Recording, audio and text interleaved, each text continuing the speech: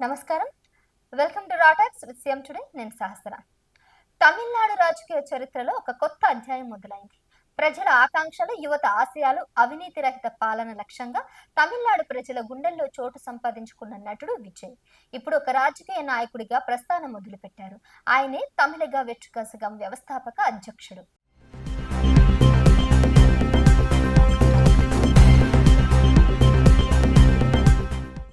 కేవలం సినీ రంగంలోనే కాదు, సామాజిక సేవలను విజయ్ ఎప్పుడు ముందుంటారు.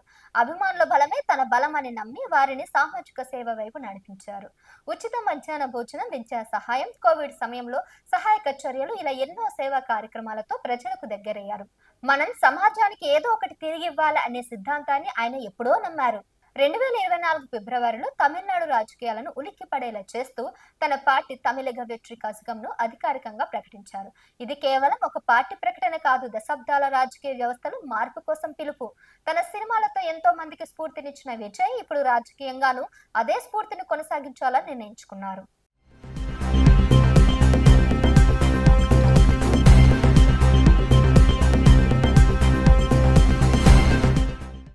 టీవీకే కేవలం అధికారానికి సంబంధించిన పార్టీనే కాదు, ఇది ప్రజల సమస్యలకు పరిష్కారం చూపించే ఒక ఉద్యమం.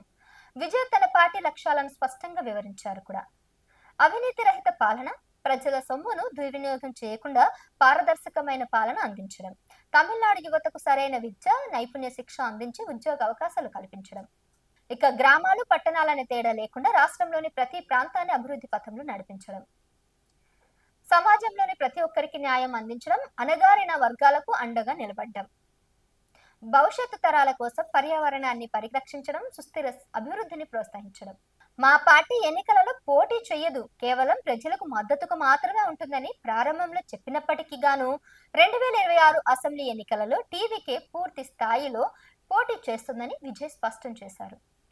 అప్పటి వరకు పార్టీని బలోపేతం చేయడం, ప్రజల సమస్యలపై పోరాడడం తన ముఖ్య లక్ష్యమని ఆయన పేర్కొన్నారు. తమిళనాడు రాజకీయాలు ఎప్పుడు సినిమా గ్లామర్ తో ముడిపడి ఉంటాయి. ఎంజీఆర్, జయలలిత వంటి దిగ్గజాలు సినీ రంగం నుంచే వచ్చి ముఖ్యమంత్రులుగా రాణించారు. ఇప్పుడు విజయ్ రాజకీయ ప్రవేశంపై ప్రజల్లో భారీ అంచనాలు కూడా నెలకొన్నాయి. ఆయన కేవలం ఒక నటుడుగానే కాకుండా నిజమైన నాయకుడిగా నిరూపించుకుంటారా అని అందరూ ఆసక్తిగా చూస్తున్నారు. తమిళగ వెట్రి కజగం పేరుకు తగ్గట్టే తమిళనాడులో మార్పునకు ప్రతీకగా నిలుస్తుందా?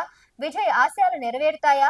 రాబోయే రోజుల్లో తమిళనాడు రాజకీయాల్లో టీవీకే ఎలాంటి ప్రభావాన్ని చూపుతుందో చూడాలి. ఎందుకంటే ప్రస్తుతం ఉన్నటువంటి స్టాలిన్ మీద చాలా వ్యతిరేకత కూడా వచ్చింది. మరి వాళ్ళకి వ్యతిరేకంగా ఇప్పుడు ఈ పార్టీ ముందుకెళ్తుంది కాబట్టి ప్రజల్లో కూడా చాలా ఆశాభావం వ్యక్తమవుతుంది. మార్పునకు ఇదొక నాంది అని కూడా చాలా మంది ఈ పార్టీ మీద ఎన్నో ఎక్స్పెక్టేషన్స్ కూడా పెట్టుకున్నారు. మరి అనుకున్నట్టుగానే ఈ పార్టీ ఎన్నికల వరకు ఎంత విజయం సాధిస్తుందో వేచి చూడాల్సిందే.